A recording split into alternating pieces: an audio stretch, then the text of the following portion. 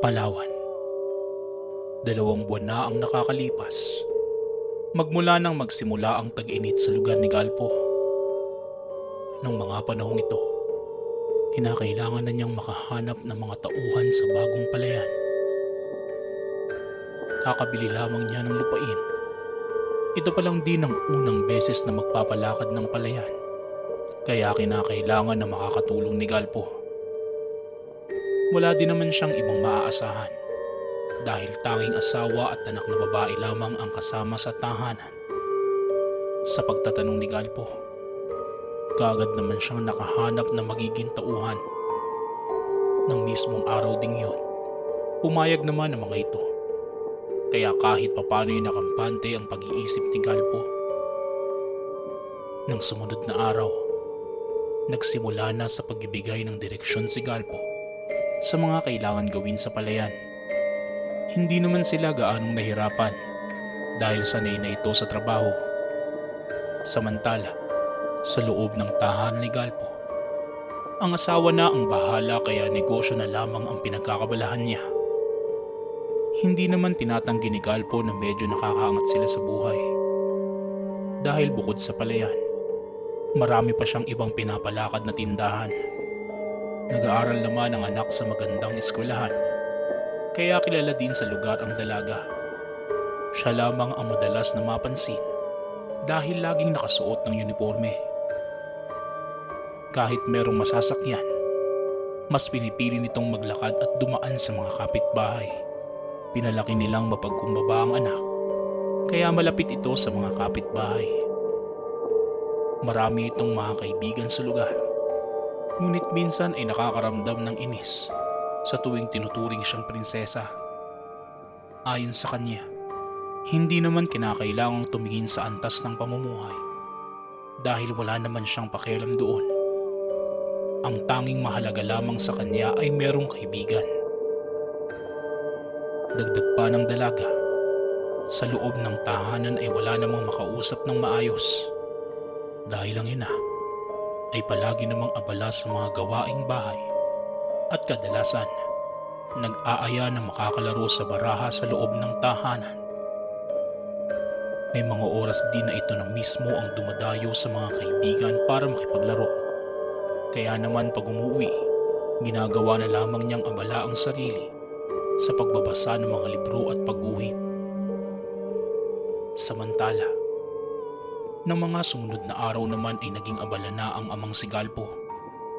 Halos araw-araw nang nasa palayan dahil maging siya ay kinakabisa pa rin ang mga pasikot-sikot sa pamamalakad nito.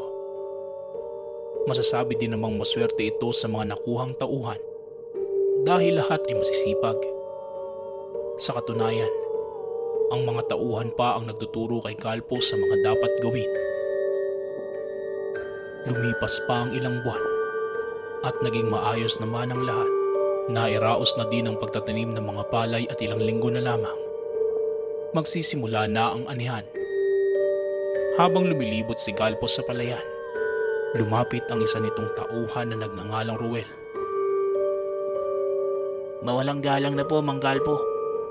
Gusto ko lang pong sabihin na kailangan nating magsagawa ng ritual sa buong palayan bago po sumapit ang mismong araw ng anihan. May imbitahan po akong kakilala para matulungan tayo sa pagsasagawa. Wika ni Ruel. Huwag kang magalala.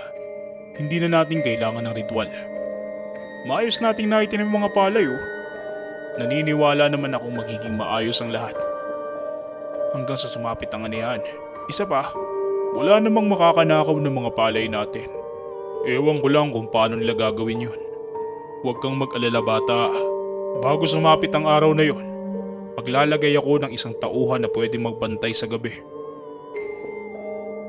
Tugon ni Galpo. Hindi na sumagot pa si Ruel at tumango na lamang. Matapos iyon ay nagpaalam na rin at umuwi na ang binata. Habang si Galpo naman, nagpatuloy lang sa paglilibot. Nakakaramdam na siya ng pagkasabik sa nalalapit na anihan. Nang magawi naman sa itinayong kubo sa gitna ng malawak na lupain, Nakuha ang atensyon ni Galpo ng lalaking nakatayo sa malayong parte ng lugar. Hindi niya masyadong makita ang itsura, ngunit naaaninag ni Galpo ang purong puting kasuotan at may pulang panyo na nakapaikot sa noo. Ilang minuto pa silang nagkatitigan, ngunit hindi naman tumagal pa at naglakad na papaalis ang lalaki. Napakunot na lamang ang noo ni Galpo dahil kakaiba ang tindig nito. Maya-maya pa, nang masiguradong tapos na ang mga gawain ay umuwi na siya ng tahanan. Pagka-uwi, kaagad naman itong sinulubong ng dalagang anak na si Nene. Ayon dito, kailangan nilang pumunta sa Maynila. May dumating na balita ayon sa tiyahin. Namatay ang isa sa mga kapatid ni Galpo na kasalukuyang naninirahan sa Maynila. Dahil palaging prioridad ni Galpo ang pamilya, kaagad naman itong sumang-ayon. At nang gabing yon ay nagdesisyon na ayusin ang mga dadalhin dahil kinabukasan ay kaagad silang luluwas ng probinsya. Nang sumunod na araw, alas 4 pa lamang ng umaga ay pumunta na sa tahanan ng isa sa mga tauhan. Sinabihan niya ito na mawawala siya ng ilang araw. Sinabi din niya na ito na muna ang mamahala sa pag-ani at siguraduhing maayos ang lahat. Sumang-ayon naman ang binilinan at nangakong aabisuhan ng mga kasama. Matapos iyon, dumiretso na ang pamilya sa pagluwas sa Maynila. Labis pa rin ang pagkabigla ni Galpo sa pagkawala ng kapatid. Kaya pagkarating sa Maynila, pansamantalang nawala sa isip niya ang probinsya. Dahil medyo napatagal ang pananatili doon, anihan na nang makabalik siya sa probinsya. Alas 5 na ng umaga nang makarating ang pamilya ni Galpo sa lugar. Hindi pa man naibaba ang lahat ng mga gamit. Sumalubong na ang isa sa mga tauhan para ibalita na nawala ang lahat ng mga dapat anihing palay. Nang makarating sa palayan, ganoon na lamang ang naramdamang lungkot nang makitang ubos na ang mga tinanim na palay. Halata sa bawat halaman na hindi ito naani na maayos at hindi pantay ang pagkakabunot. Habang ang iba naman, tila napaglaruan at kinagat ng kung anong hayop. Paulit-ulit na nagtanong si Galpo kung may nakakita man lang sa gumawa. Ngunit ni isa, walang umiimik sa mga tauhan. Isa-isa nitong tinitigan ang mga nakapalipot na magsasaka. Ano? Wala ba talaga magsasalita? Binilinan ko kayong bantayan ng palayan. Hindi lang naman ako malulugi, pati kayo rin. Tandaan nyo, mahalaga ang bawat butil na biyaya ng Diyos. Pero teka nga, nasan si Ruel? Bakit parang kanina ko pa hindi nakikita? Tanong ni Galpo. Dahil sa pagtatanong ay nagkatinginan ang mga tauhan at hinanap nila si Ruel. Isa sa mga kasamahan ang nagsabing hindi pumasok ng araw na yon si Ruel. Dahil sa narinig, bahagyang nakaramdam ng kakaiba si Galpo. Naalala niya ang sinabi ng binata patungkol sa ritual bago mag-ani. Nang mismong oras na yon, nagpasama si Galpo na puntahan ang tahanan ni Ruel. Ngunit nang makarating sa lugar, ayon sa mga kapitbahay, wala namang nakatirang Ruel sa lugar. Dahil hindi naman may pipilit at wala silang alam kung saan mahahanap si Ruel, umuwi na lamang si Galpo. Nag-uwian na rin ang mga magsasaka. Kaya ng araw na yon, dobleng sakit ang naramdaman ni Galpo. Pinoproseso pa rin niya ang pagkawala ng kapatid at sumabay pa ang paggalugi ng negosyo. Dahil sa mga nangyari, pinanatili muna ito ng asawa sa tahanan para makapag-isip na maayos. Sumunod naman si Galpo at taimtim na ipinagdasal ang mga nangyari. Isang araw, habang nakaupo sa bakuran, may isang matanda na lumapit kay Galpo. Nagpakilala ito bilang Tio Penyo. Alam mo, Kilala ko ang hinahanap mong Ruel. Kung gusto mong malaman ang kasagutan sa pagkawala ng mga palay, pumunta ka sa bahay nang may paliwanag ko lahat sa'yo. Wika ng matanda. Kaagad namang tinanong ni Galpo kung saan nakatira ang matanda. Tumugon naman ito at nagbili na kinabukasan na pumunta sa tahanan dahil aalis siya sa lugar ng araw na yon. Dahil sa narinig, hindi na nagdalawang isip pa si Galpo at nagdesisyon na maagang pupunta kinabukasan sa lugar na matanda. Kaya bago pa man mag-alas 6 ng umaga, nasa tahanan na ito ni Tio Penyo. Habang nagkakape ang dalawa, nagkukwento naman ang matanda patungkol kay Ruel. Ayon kay Tio Penyo, kaya nagalok ng ritual si Ruel bago mag-anihan dahil alam na niya ang mangyayari. Isang muwa ang binata at nagpapanggap lamang bilang tao. Ang mga muwa ay nilalang na kayang mag-anyong tao. Ang totoong itsura ng nilalang, tao rin ngunit punong-puno ng buhok sa katawan na tila isang unggoy. Nakatira ito sa kawayan. Isa sa hiling ng nilalang ay maimbitahan sila sa pagriritual bago pa man ang anihan. Bilang kapalit, hahayaan nilang ang tao ang gumawa ng pag-aani. Kapag tinanggihan ang imbitasyon, gaganti ito sa pamamagitan ng pag-aani ng palihim. Kaya naman, ang ginawa ni Ruel ay normal na ganti ng isang muwang natanggihan. Dahil sa mga narinig ay naitanong nito kay Tio Penyo kung papaano ba mababawi ang nagawang pagtanggi sa muwa. Ayon naman sa matanda, kinakailangan niyang pumunta sa teritoryo nito sa gubat pagsapit ng Biyernes. Miyerkules pa lamang ng araw na yun. Kailangan pa niyang mag-antay ng 2 araw. Kaagad naman itong sumang-ayon at paulit-ulit na sinigurado sa matanda na pupunta sila sa araw ng Biyernes. Matapos ang kaunti pang pag-uusap, nagpaalam na si Galpo para umuwi ng tahanan. Pagka-uwi, halos maubusan ng hininga ang asawa sa kakatakbo. Sinalubong siya nito at ayon sa asawa, nawawala si Nene. Nang magising ay wala na ang anak at hindi na ito naabutan pa sa kwarto. Naghanap na rin siya sa buong tahanan, sa palayan at sa mga kapitbahay. Ngunit walang nakakita sa dalaga. Kaya pumunta na si Galpo sa mga otoridad para magpatulong sa nangyayari. Kaagad namang rumesponde ang mga ito. Kaya maghapon naging abala ang buong pamilya sa paghahanap sa dalaga.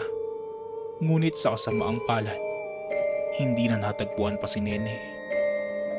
Dahil alanganing oras na at wala nang ibang makakatulong sa paghahanap, mag-isang patuloy na sinuyod ni Galpo ang buong lugar para muling makita ang anak. Habang naglalakad, bigla namang pumasok sa isipan niya ang matandang si Tio Penyo. Nagbabaka sakali si Galpo na puntahan ito para mahingian ng tulong. Sa puntong iyon, gagawin ni Galpo ang lahat makita lang muli ang anak. Nang makarating sa tahanan ng matanda, labis naman ang pasasalamat niya nang pagbuksan siya nito. Dahan-dahang ikwinento ni Galpo ang nangyari. Ayon sa matanda, muwa at hindi malayong si Ruel ang kumuha sa anak. Dagdag pa ng matanda, isa pa sa ganti ng muwa ay kunin ng anak ng may-ari ng palayan para maialay sa Amburokay. Natanong naman ni Galpo kung bakit. Ngunit sinabi ni Tio Penyo na depende sa rason ng bawat muwa. Dagdag pa nito, karamihan sa mga muwa ay gustong mapalapit sa Amburokay para makakuha ng ginto. Isa sa mga paraan ay pag-aalay ng dalaga. Ang Amburokay naman na nakatanggap ng dalaga, ibibigay niya ito sa lalaking makakahanap ng mga nawawala nilang gintong buhok bilang kapalit. Dahil sa mga narinig sa matanda, mas lalong nag-alala si Galpo. Kaya naman kaagad itong nagtanong kung ano ang mga kakailanganin sa pagpunta sa bundok para maihanda na. Tumugon naman ang matanda. Kinakailangang magdala ng 2 baboy ramo at siguraduhin ang isa ay babae at ang isa naman ay lalaki. Yun lang ang pinadala niya kay Galpo at siya na ang bahala sa ibang dadalhin. Matapos iyon, kaagad naman na nagpaalam si Galpo para magsimula ng maghanap. Pagka-uwi ng tahanan, kaagad niyang ibinagtapat sa asawa ang mga gagawin para naman hindi ito mag-alala sa pag-alis sa araw ng Biyernes. Kahit papano, nabigyan ng pag-asa ang asawa na muling makakabalik si Nene. Dahil dito, tumulong na rin ang asawang babae sa paghahanap ng baboy ramo. Naghanap silang 2 sa bundok. Hindi nagtagal ay nakahuli rin ang mag-asawa at isinikreto ang lahat sa mga taong nagtatanong kung bakit may dala silang baboy ramo. Araw ng Biyernes. Dahil ito na ang nakatakdang araw ng pagpunta sa bundok, maaga pa lamang ay nasa tahanan na ng matanda si Galpo. Inantay na lamang ng 2 na gumabi bago pumunta ng bundok. Bandang 8:00 ng gabi, nasa bundok na ang 2. Naupo muna ang mga ito sa tapat ng isang napakataas na kawayan. Nagantay ang 2 hanggang sa sumapit ang 11:30 ng gabi. Nang mapansin namang malapit na ang oras, nag-umpisa na ang matanda sa pag-aalay ng dasal habang nakatitig si Galpo sa paligid. Biglang sumagi sa paningin niya ang mabilis na tao. Ngunit hindi naman gaanong nasilayan dahil tila hangin lamang itong dumaan. Samantala, sumenyas naman si Tio Penyo na pugutan na ni Galpo ang 2 baboy ramo. Nagmadali naman si Galpo. Bagamat nanginginig ang buong katawan lalo na ang kamay, pilit pa rin niyang kinatay ng buhay ang mga hayop. Matapos iyon, inilapit ni Galpo ang 2 baboy ramo sa paanan ng kawayan at hinayaan na lamang habang patuloy sa pagdarasal ang matanda. Halos tumagal ng 1 oras ang pagriritual na matanda. Matapos iyon, wala namang iba pang nangyari. Kaya napatanong si Galpo kung nasa na ang anak. Ngunit ayon kay Tio Penyo, kinakailangan nilang pumunta kinabukasan sa kabilang parte ng bundok para mag-alay ng gintong hibla ng buhok. Napakunot naman ang noo ni Galpo dahil hindi niya alam kung saan ito makikita. Ngumiti lamang ang matanda at diretso nang nagyaya na bumaba ng bundok. Hindi naman nakaimik pa si Galpo. Hindi na niya malaman ang gagawin. Labis ang pag-aalala niya kung buhay pa ang anak dahil ilang araw na ang nakalipas magmula nang mawala ito. Pagkarating sa tahanan ni Tio Penyo, may nilabas itong gitara at iniabot kay Galpo. Ano pong gagawin ko dito, Tio Penyo? Hindi naman po ako marunong tumugtog ng gitara. Wika ni Galpo. Hindi bata, hindi ka tutugtog ng gitara. Kinakailangan natin yan para ialay bilang gintong buhok. Nakikita mo ba ang pahabang kwerdas ng gitarang yan? Gagamitin natin ang isa at yan ang iaalay natin sa Amburokay. Tugon ni Tio Penyo.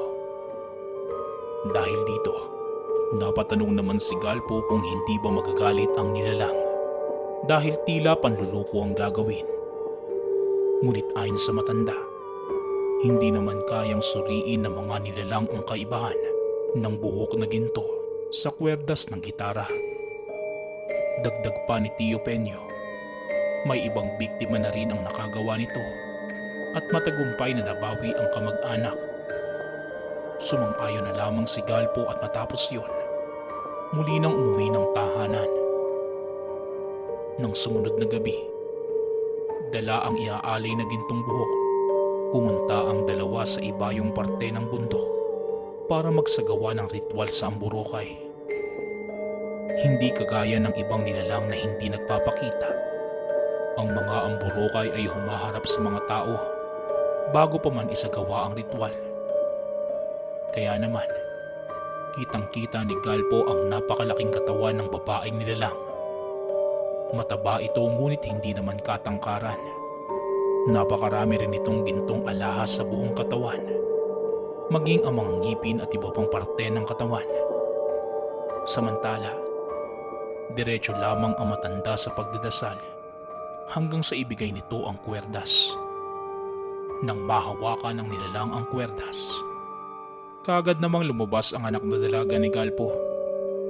Bigla na lamang nahimatay ang dalaga, kaya nagmamadali na si Galpo na bumaba ng bundok. Dahil tapos na din naman ang matanda sa ginagawa, nagpasalamat na ito sa nilalang at kaagad nang umuwi. Pagkarating naman sa tahanan ng matanda, nilapatan ito ng karampatang gamot ang dalaga. Ayon dito, normal lamang iyon sa mga nabiktima dahil matagal din itong nanatili sa poder ng nilalang. Bago pa man makauwi, naging maayos na ang kalagayan ng dalaga. Sobra ang naging pasasalamat ni Galpo kay Tio Penyo at wala naman itong hininging kapalit sa pagtulong. Magmula ng araw na yon, bumalik na sa dati ang pamumuhay ng pamilya. Ngunit hindi kabilang ang kalagayan ni Nene dahil naging isip bata ang anak at ayon sa albularyo, ito talaga ang kapalit sa pagbawi ng biktima. Maswerte na lamang dahil buhay pa itong nakabalik. Natuto na rin si Galpo na magsagawa ng ritual bago ang anihan dahil sa mga nangyayari. Nang mga sumunod pang taon, kinilala na ni Ruel ang mga muwa sa probinsya ng Palawan.